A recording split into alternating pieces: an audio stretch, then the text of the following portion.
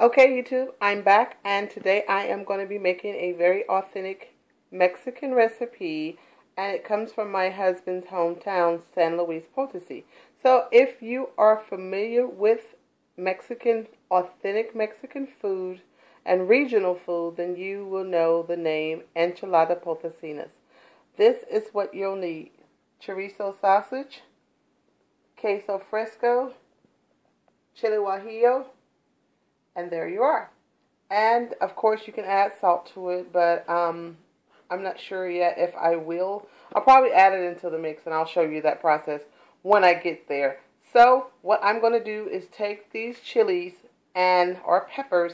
I'm going to take them and de-seed them, put them in some water, boil them until they're soft, cover them up until they cool down, and we are going to blend these, and you will see the next step. And of course you will need tortilla mix. I didn't put this in the video, but I will definitely show you the process and steps once we get there. Okay, so let's get started. Okay, here I am making my avocado salsa for the enchiladas potosinas. I've added a whole avocado. Of course, I've taken it and de-seeded the avocado. Some water. I added 3 cups of water, and I added a tablespoon of salt. I may put some more water in it if the salsa doesn't come up to my consistency that I like. I like a runny consistency, and avocado is a very thick texture once it's with the water, so you may want to blend it up a little bit with some more water. Okay, and here's the salsa, and that's the consistency you want. So the 3 cups were good with the whole salsa, and I went back and added some diced onions only after the salsa was made. Okay, and that is salsa. I have 15 chili peppers. As you remember, they were chili guajillos. So I'm going to put maybe about a tablespoon of salt, and I'm going to blend this, and I will probably strain the excess peppers that haven't quite nicely blended together. So let's do that. I'll be back. 3 cups of the masa mix, and I've already strained everything from the chilies, and I've gotten 3.5 cups of that. So what I'm going to do now is just mix it until it becomes firm, and I'll show you the next step. Okay, and here are the chorizo sausage I just did. My queso fresco I showed you earlier in the video.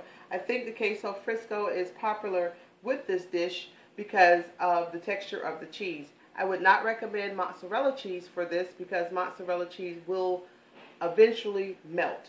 This one is very hard to melt, and it has a crumble texture, as I said.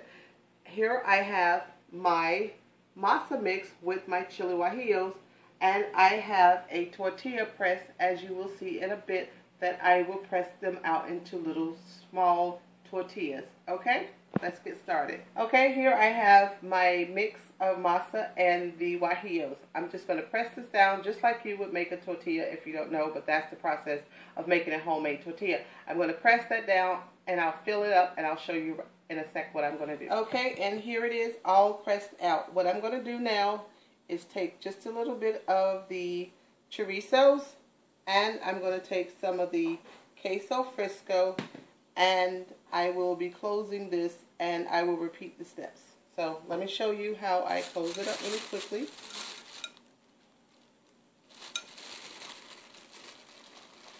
Just going to close it up like that. Press on the edges like that.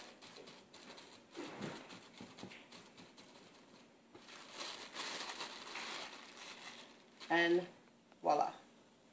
Okay, here I just wanted to let you see what they look like. I'm going to finish up everything, and I'll move to the next step. Okay, if you see this is what I was talking about earlier, the darker spots or the browner spots, whatever you want to call it. Do not panic. They are not burning. So I will show you the next step. So we have one more process to go through. And this is the last step that we are doing. We are frying them now. But if you don't want to, you don't have to. But I think that's probably traditional or typical of the enchiladas potosinas. You don't want very much oil. I think I put maybe ½ a cup of oil in here because these fry up pretty quickly. Once we take them out, of course, we're going to drain them in paper towels, and I will show you the plating of this dish. But before that, I will definitely show you the frying process.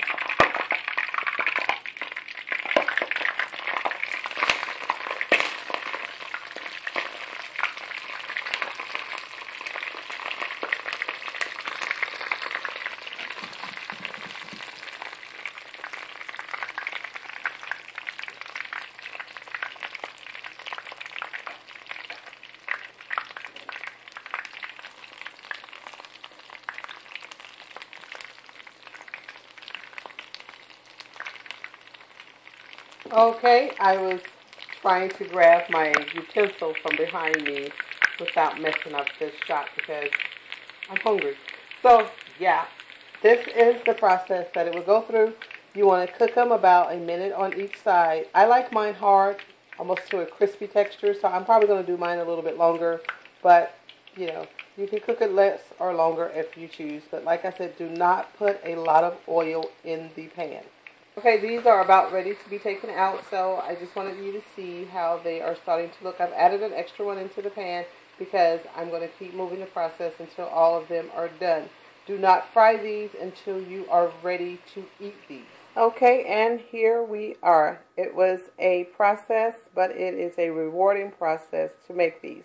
As I told you earlier, I like mine a little burnt or hard, so that's why you see it like that. It's not burnt, it's just that I added some extra time to cook mine because I like the crunchiness of the Enchiladas Potosinas.